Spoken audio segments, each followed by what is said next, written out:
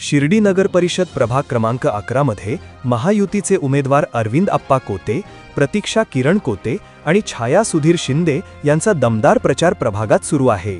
शहरातील सर्वाधिक मतदारसंख्या असलेल्या या प्रभागात चुरस वाढली आहे।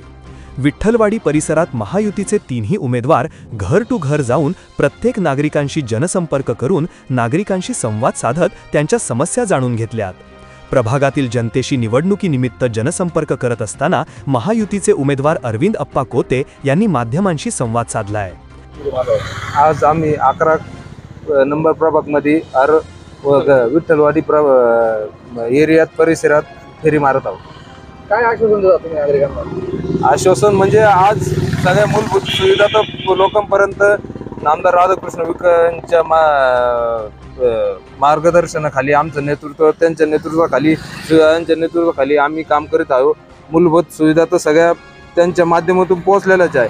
आपले आजी माजी सगळे नगराध्यक्ष नगरसेवक यांच्या मार्गदर्शनाखाली यांच्या नेतृत्वाखाली सगळ्या सुविधा पोहोचलेल्याच आहे आणि आज पण इथून पुढे पण आम्ही ते त्यांच्याच पावलावर पाऊल ठेवून हे चालू ठेवणार आहे।